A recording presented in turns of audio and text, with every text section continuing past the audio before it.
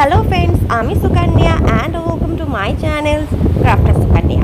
আজকে তোমাদেরকে একটা নতুন ধরনের গয়না বানানো শেখাচ্ছি, হাসুলি চকার। কিন্তু এই হাসুলিটা হচ্ছে অন্যরকম হাসুলি, অর্থাৎ এটা একটা রেডিমেড হাসুলি। অনেকেই এটা আমরা র মেটেরিয়ালসে পেয়ে যেতে পারবো। এটার ওপর কাপড় দিয়ে মুড়ছি, অনেকেই কিন্তু এটা এই রকমই রেখে দেয়, কোনো রকম কাপড় দিয়ে মোড়ে না। কিন্তু এটা একটু ইউনিক করার জন্য আমি কাপড় দিয়ে মুড়ছি। কাপড়ের মোড়াটা প্লিজ একটু ভালো করে দেখো। আমি কিন্তু কাপড়টাকে ডবল ভাঁজ দিয়ে নিয়েছি, সিঙ্গেল ভাঁজে মুড়ছি না। একটা ইন্ডিগো কাপড়কে মোটা করে কেটেছি, কেটে সেটাকে আমি ভাঁজ দিয়ে ডবল ভাঁজে মুড়ছি মিডিল থেকে, যাতে কোনো সুতো না বেরোয়।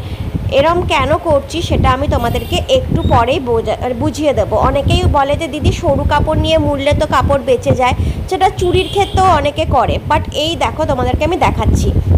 এই যে চুড়ির ক্ষেত্রে যদি কেউ কাপড় আর কি এমনি না ভাঁজ করে সিঙ্গেল মুড়ে নেয়, তাহলে এই যে রোয়াগুলো দেখছো এগুলো বেরোবে, কন্টিনিউ বেরোতে থাকবে। অনেক প্রথমে কিন্তু এইভাবেই করতাম, কিন্তু এখন ছেড়ে দিয়েছি।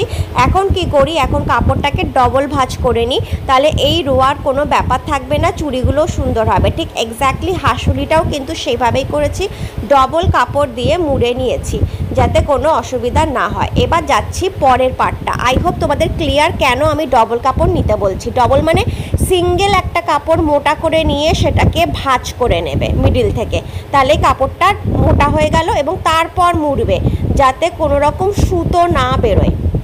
ওকে, এবার চলে আসছি পরের স্টেপে। একটা রাউন্ড আমি সার্কেল কেটে নিয়েছি। এটা হচ্ছে তোমার ব্যাসার্ধটা, আচ্ছা ব্যাসটাই বলে দিচ্ছি, ব্যাসটা তোমার মনে করো 5, ঠিক আছে, 5 সেন্টিমিটারের ব্যাসার্ধ এরকম কেটে নিয়েছি। তোমরা চাইলে এটা 6ও নিতে পারো, 4ও নিতে পারো, তোমাদের ইচ্ছা অনুযায়ী। এবার আমি এটাকে একটা ইন্ডিগো প্যাটার্নের কাপড়, এটা আজরাকের কাপড়, কালারটা হচ্ছে ইন্ডিগো, ছাপাটার ভেজিটেবল প্রিন্টস, ভালো করে মুড়ে নিলাম। নেবার পর পেছন যে ব্যাক সাইডটা তোমরা চাইলে ব্লু বা স্কাই দিয়েও মুড়তে পারো, আমি কিন্তু হোয়াইট কাপড় দিয়ে মুড়ে নেব যাতে কোনো রকম প্রবলেম না হয়।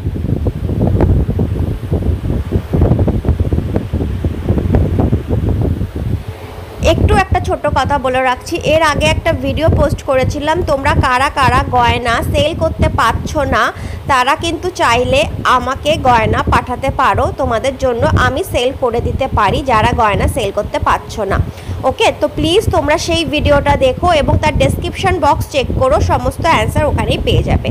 আমার কিন্তু ইয়ারিং বেস পেয়ে গেছি। এবার আমি রেডি করছি মিডিলে।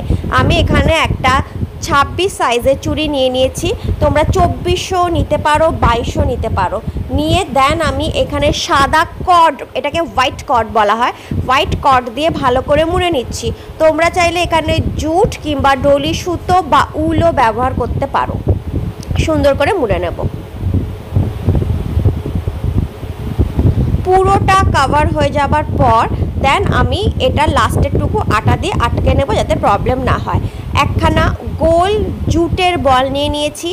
আমি জুটের বলটাকে সেলাই করে নেব হচ্ছে এই গোল যে সার্কেলটা রেডি করেছি তার সাথে, এবং আটকে নেব হাসুলির সাথে।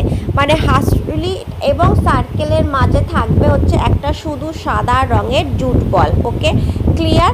এবং পেছনের এক্সট্রা সুতোটাকে আমি আটা দিয়ে আটকে নেব। দেন এই যে আমি সার্কেলটা রেডি করেছি সেটাকে আমি আটা দিয়ে আটকে নিচ্ছি। অনেকেই প্রশ্ন করো কি আটা, গান গ্লু কিংবা মেটাল গ্লু। ওকে, ফেভিকল খুলে যেতে পারে এইসব ক্ষেত্রে। ভারী লকেট যেহেতু আটকাবো, এই দেখো একটা ভারী লকেট আটকাচ্ছি। এই যে লকেটটা, এটা হচ্ছে কিন্তু তোমার সিলভার রেপ্লিকার লকেট, যেখান থেকে র মেটেরিয়ালস নেবে সেইখানেই কিন্তু পেয়ে যাবে। মিডলে একটা কড়ি নিয়ে নিলাম। ইয়াররিংস দুটো যে রেপ্লিকা নিয়েছি তারই দুখানা ইয়াররিংস ছিল, সেই দুটো ইয়াররিংস আমি আটকে দিচ্ছি, চার্মস দুটো, অ্যান্ড দেন পেছনে স্টাড আটকে দেবো। রেডি হয়ে গেল আমার ভীষণ সুন্দর একটা হাসুলি ইন্ডিগো চকার। ভালো লাগলে চ্যানেলটাকে সাবস্ক্রাইব করে পাশে থেকো।